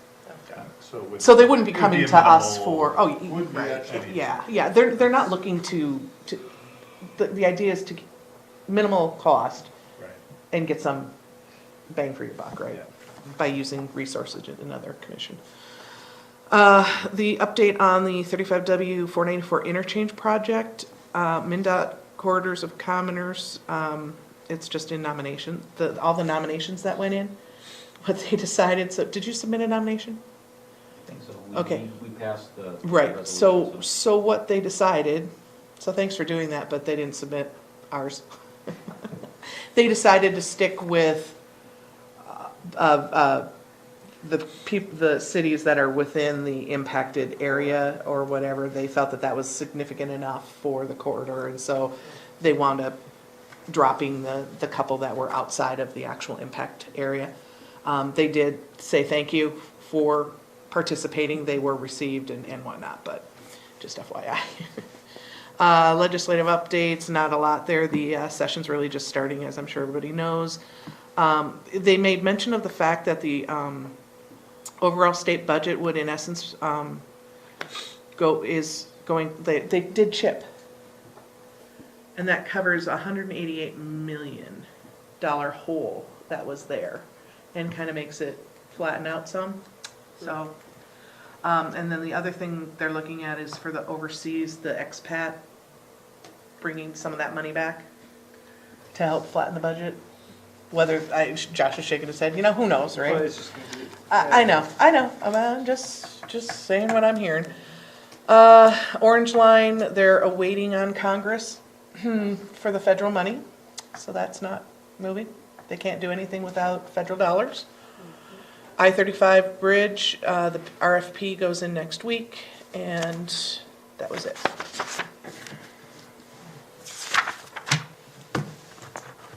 The only other thing I'll say is, the Met Council Chair did talk to MnDOT about getting our interchange on the list. So the Met Council is supportive of our interchange. Good. Which is different than we've ever had before. Well, I mean, not that this is a huge impact necessarily either, but I don't think it necessarily hurts that Elko Newmarket now has a vice chair on the alliance. I mean, it's more of a presence than sitting at the end of the table and you're the, I'll use the term ugly stepchild, sitting out in left field. So whatever we can do. Open small city at the end of the road. Well, right. So I mean, as much as the role really isn't, say significant, it still has a presence. So I know when I was there, I very strongly questioned MnDOT quite a few times, as Tom will attest to. So they knew we were there. Oh, right. Anyway, we're back to Chamber of Commerce. Today, thank you to all that showed up for the 2 ribbon cuttings. Ribbon cutting at Aspen in summer and at Farmers Tim Sadusky's. So thank you once again for everyone showing up. Chamber did a great job. Love your new scissors. The new scissors worked. Yep. Question, how are things going at the chamber? I mean, besides you, there's never anybody ever here at these meetings, and I think and I've said it over and over, are we gonna show some progress with the relationship? Maybe there's progress, but I just don't see. I will tell you that it has been forwarded to the new president that we need to assign somebody to come here, and no one has stepped forward. Our ability to be able to cover everything that's going on in the chamber is not there. It's not wide enough. We don't have enough people that are willing to go outside of their little box and assist. So we are doing the best we can. So right now you're stuck with me. Well, part of the having Tom and Renee go into board meetings though is to maybe, I don't know, bridge the gap is the wrong word, but I guess I was under the impression that there wouldn't necessarily be someone from the chamber coming. Right. I believe that those meetings that you two show up to is a great time for us to be able to talk. If we have questions, if we have concerns, it's going to come up there. Has that been beneficial? It has been extremely beneficial. Lots of good response from the board members. See, it fits into the time frame of when we're used to meeting as a group, and it doesn't call them out on trying to get out of family time to come to another meeting, et cetera, et cetera. So it works perfectly. Any other questions? Regional Council of Mayors is next Monday. I did invite Tom to go, but there's something else more important because they've got another discussion on the effect of autonomous driving vehicles. Seems to be That in the world of, in the planning world, you tend to see cycles in what the current topic is. Right now, autonomous vehicles is everything. It's in all the the academic journals. It's a big topic. You see a lot of presentations on it.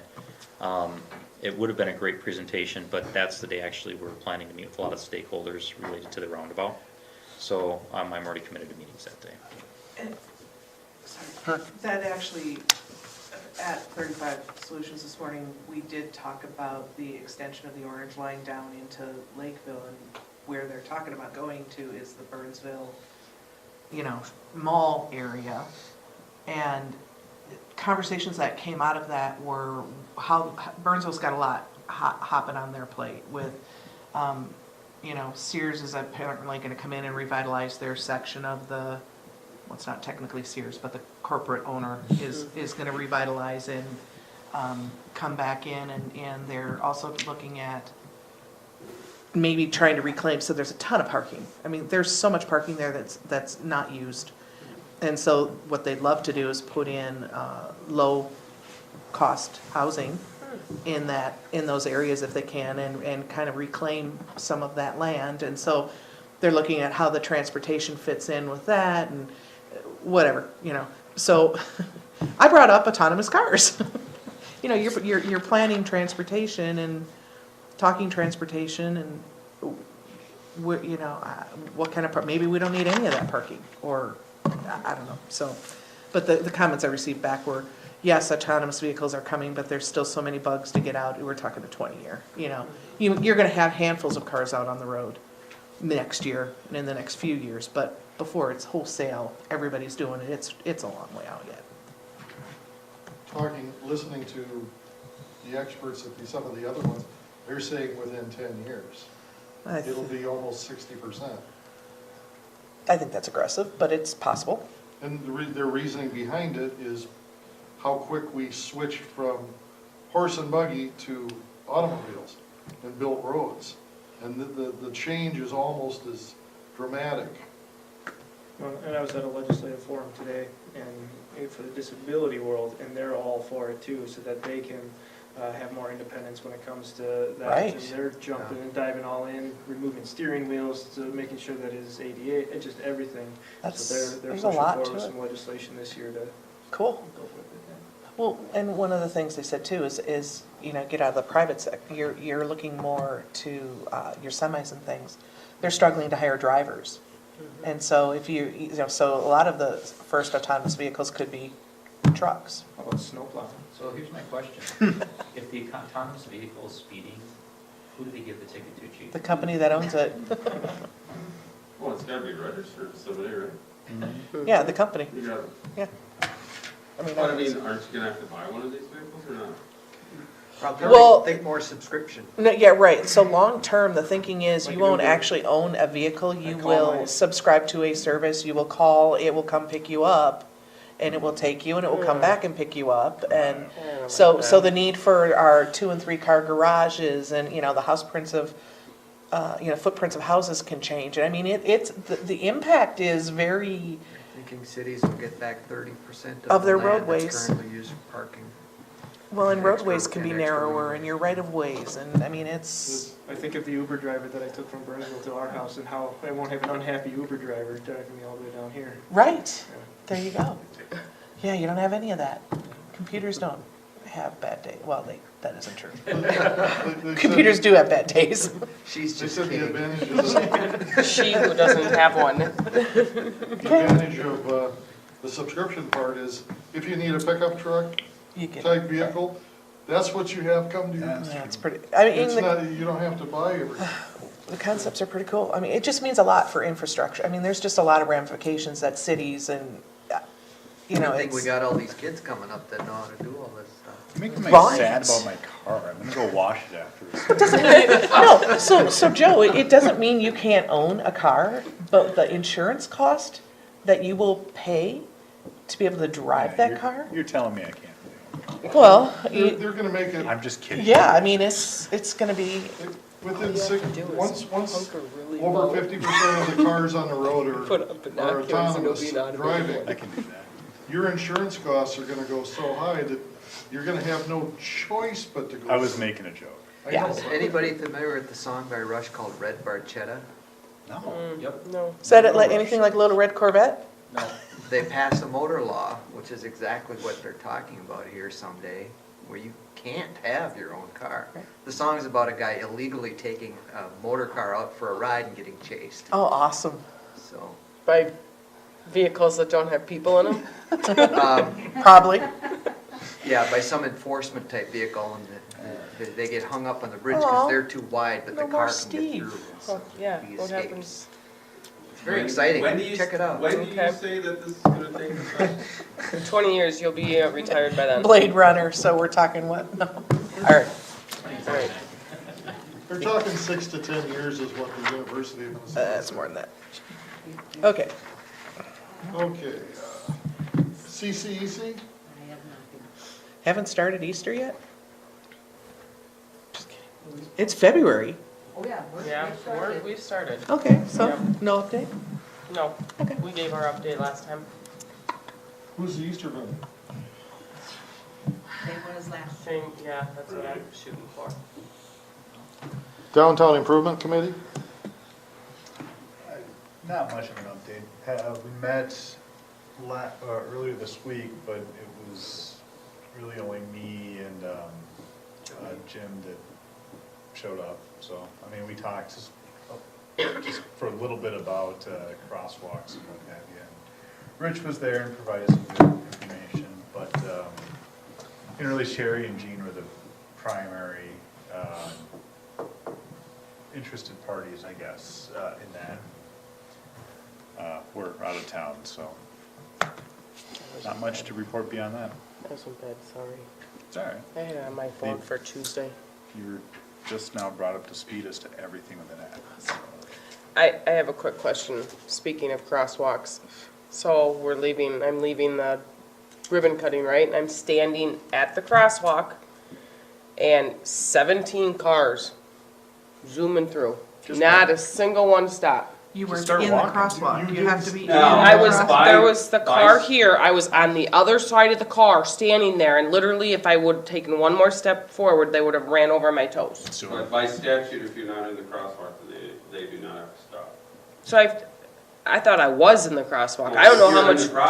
further. So if she was, If- does the So- crosswalk start at the curb? Are you off of the curb? I'm off the curb. There's a car In parked. the, I'm like literally if I would have taken one more step forward, it would have been my She would toes have been in being the ran traffic. I've over. noticed So then she was in the there may crosswalk. be something we can look at there with cars parking on each side of the bump out. Yeah. Mhm. You might be hard to be seen by Yeah. that. Well, I made it. I was on the other side. There was a car Oh. parked there. I was on the street side of that car, driver's side of that car, so Right. that people could see Yeah, me. then- And I literally was doing this, and nobody was stopping. Then technically, So because interestingly that's enough, idiot drivers.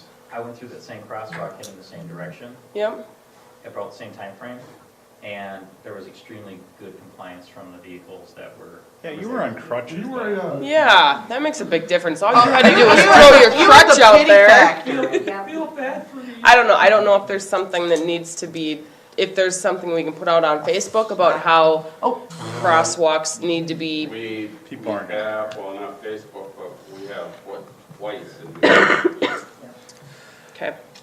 One outcome of the meetings and good feedback I got prompted me to think about putting together a policy that describes the principles that we would look at when considering traffic operations practices. But what happened there is exactly what should have. They weren't stopping, you waited, so you're safe. Well, yeah, We I'm not gonna can't, jump so out there's, in there's front some of 'em. roads you're just not gonna make people stop. And so your only choice is to make the, be patient. wait. But it'll cover some of that. We'll be talking about this more coming up, so. The only other choice is they have Steve sit there. Or something. Apparently, that happened years ago, and that didn't go over very well in the community. What about just putting a little green guy out in the middle of the street with a big flag up? Actually, I've The seen, guy that you put at the end of your driveway when your kids are out. like, kids are like, so I've seen in Burnsville by my mom's house, there is a crosswalk and it's somewhat, it's on, I think, Burnsville Parkway. And there is, before you get to the crosswalk, there is a sign that says yield to pedestrian and the crosswalk. Like if somebody's in the crosswalk, you need to stop. It tells you. Yeah.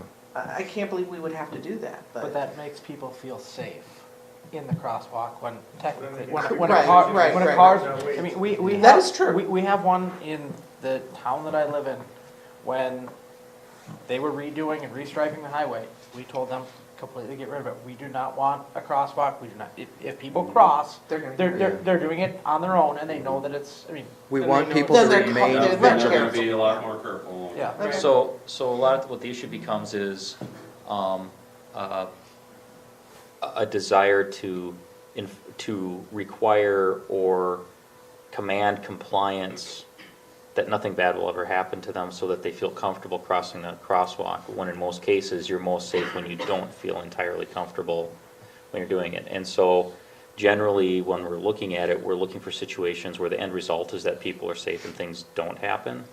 So sometimes a lot of the solutions that come up can sometimes create false sense of security, which then might potentially create a situation where through that false insecurity, you're actually achieving the end you really don't want to happen. anything that reduces vigilance on either side. They have actually lights in the street on Nicollet Avenue by Fairview Ridges Yeah. that are flashing when somebody's gonna cross. So you did your good thing. Yes, they should. Should have taken it for the team and Yeah. Oh, yeah, Step out yeah, there just and- do that. They were completely in the wrong, Kate, but you survived. I did. And I'm Thank goodness. sure not any of them were Because speeding. you followed the And common I sense. just wanted to bring it to Yeah. attention. No, we're but aware of it. Next time, tell it out, just get hit by the car. Just run, huh? Yeah. Frogger. There you go. Just hop up on their hood. Boop. Just push a wheelbarrow full of bricks out in front of you. Am I allowed to carry a rock? You know, a wheelbarrow full of bricks, and then you got a chance to jump out of the way. Right. And they'll know who it was. That's all right. Okay, anyways, sorry, moving on. Okay, 50 by 30, the only thing I've got to say is they're having meetings starting again next week, and the IZZY will be March 6th, so, Ours is April 10th. Workforce, April 10th. well, tentatively. Well, yeah, pencil in the date. This one was scheduled in early February, and now it's March 6th, so. Anyway, so otherwise there were no other meetings, so any other discussion by council? I feel I should point out, I offered to, regarding the fish partnership, that we signed up for maybe a month or two ago, something like that. I've been going there and representing the city, and as I mentioned at that time, I also, as part of the bank, I also go to those meetings, and because we're a partner as well. They did ask me, and I agreed to be on the board through the bank. So I don't know if, I'm still happy to keep going to the meetings and represent the city there as well, but I don't know if that causes anyone any concern, so I figured I'd just at least get it on the open. So Sorry. as long as no one cares, I'll just keep doing what I'm doing, but What days is it? So, whatever today is each month. Whatever So today it's like is. the second Second Thursday or something. Yeah. Is it in the morning or? Yeah, it's like 9:30 to 11. I can't, I have my, I can't. It's tough. I mean, So I'm happy to keep doing it, but I I just wanted to personally be don't upfront see a about it. conflict. I don't. But if you feel at any point that we need to be represented by another person, then you need to be honest and tell us that. And I don't, and it's a pretty small group. I don't want to create the impression that I'm using city resources for work benefit or vice versa. And so I just wanted to make sure I put that out there so everyone's. So if you were looking for somebody and you felt that way, I would definitely go, but, so I think this is the only day of the week that I usually don't have a meeting. You should probably take advantage of that. Why would I do that? I don't know, I've actually got less meetings now than I did when I was on the council. I treasure those days. So, Motion to adjourn? Second. all in favor? Yeah, I don't care. Either one of us, Give we the said it at the Kate. same time. Kate never gets to be on Ladies there. first. I'm not a lady. Very ladylike. Who did you do? Yeah. All in favor? Aye.